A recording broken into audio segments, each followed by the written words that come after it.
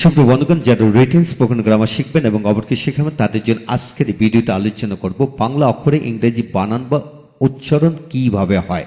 হ্যাঁ বন্ধুগণ, ইংরেজি বানান এবং উচ্চারণকে রপ্ত করতে হলে এই অর্থের প্রতি শতভাগ গুরুত্ব দিতে হবে। তাই ভিডিওটি প্রথম থেকে শেষ পর্যন্ত দেখুন, পুরো বিষয়টি ভেঙে ভেঙে বুঝে নেন। আজকের এই ভিডিওটি খান মেথড এ complete book of written spoken English grammar এই বই থেকে নেওয়া হয়েছে। লক্ষ্য করুন কিভাবে পড়বেন।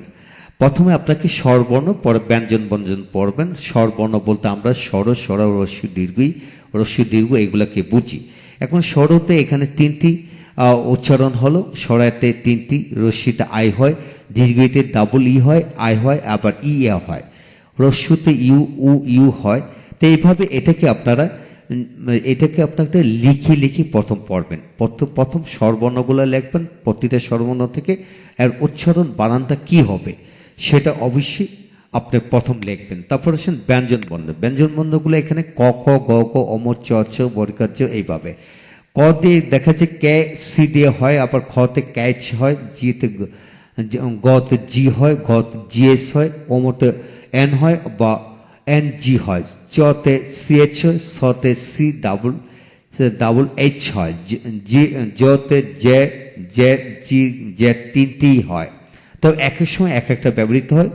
তারপর জতে জে এইচ হয়, নিয়ত এন ইউ নিয়, টিতে ট হয়, ঠতে টি এইচ, ডিতে ড হয়, ঢতে ডি এইচ, নতে এন হয়, টিতে ততে টি হয়, ঠতে টি এইচ, ডিতে ডতে ডি হয়, ধতে ডি এইচ, এন এ দন্তনতে এন হয়, পতে পি, এফেতে এফ বা পি এইচ হয়, বতে বি, ভতে ভি ভি এইচ হয়। তারপর মতে এম হয়, জতে জে ওয়াই, রতে আর হয়, লতে এল হয়, তালবস্যতে এস এইচ হয়, অনেক মানে তালবস্য মধ্যস্যতে এস এস হয়, দন্তস্যতে এস হয়, হতে এইচ হয়। তো এইভাবে বন্ধুগণ আপনারা ক খ গ ঘ এটাকে লিখে লিখে এই বানানগুলি একটু দ্রুত শিখে নেবেন। শিখার পরে আপনাদের পরবর্তী লেভেল হচ্ছে এখানে লক্ষ্য করুন, প্রতিটি ব্যঞ্জন বর্ণের সাথে আবার একার, আকার, রসিকার, অকার বসিয়ে এর সাথে ইংরেজি উচ্চারণ করে পড়বেন এবং লিখবেন। যেমন কে, কা, কি, কো, কি, অর্থাৎ কে, কা, কি, কো, কিউ, কি এইভাবে উচ্চারণ করবেন। একইভাবে খ দে, গ দে, ঘ দে, চ, ছ, বর্গা, জ দে এইভাবে যদি আপনারা উচ্চারণ করে লিখে লিখে পড়েন, আপনার থেকে পরিবেশিতে কিন্তু রপ্ত হয়ে যাবে। এখন আসেন দ্বিতীয় পৃষ্ঠা থেকে আরো কিছু, যেমন একইভাবে হ পর্যন্ত এখানে নিয়ে আসলো। প্রত্যেকটা যদি একটু দেখে দেখে পড়েন, যেমন তে, তে টি ই, টিতে টাতে টি এ টা, টি টু টিউ টি, এইভাবে ডি ঢা, ডি ধু ডিউ ডি, এভাবে প্রত্যেকটা থেকে সাথে সাথে লিখে লিখে আপনার কাজ হলো লিখবেন আর পাশাপাশি পড়বেন। পরে রপ্ত করার পর আপনি এখান থেকে পরবর্তী তৃতীয় স্টেপে এখানে আসবেন। তৃতীয় স্টেপে হচ্ছে এখানে আপনি আকার চিহ্ন হলো 10টি, যেমন আকার, রসিকার, দীর্ঘ, রসিকার এইভাবে প্রত্যেকটা উচ্চারণকে লিখবেন।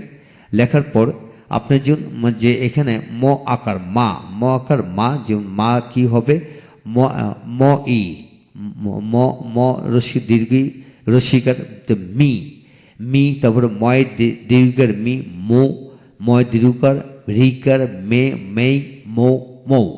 এইভাবে আপনাকে প্রতিটা অক্ষর এখানে মানে যে ম দিয়ে বোঝানো হলো, ভ দিয়ে ভা, পি, ভি, ভু, এইভাবে প্রতিটা মানে কনসোনেন্ট নিয়ে, অর্থাৎ দ্যাট মিনস হলো প্রতিটা ব্যঞ্জন বর্ণ নিয়ে আপনি এইভাবে যদি মানে লিখে লিখে রপ্ত করতে পারেন, তাহলে আপনি সমাধানটা কি হবে এটা করেন। যেমন আমার, তোমার, তার, কামাল, যে কোনো ধরনের বাংলা শব্দকে আপনি ইংরেজিতে বানান করে পড়তে পারবেন।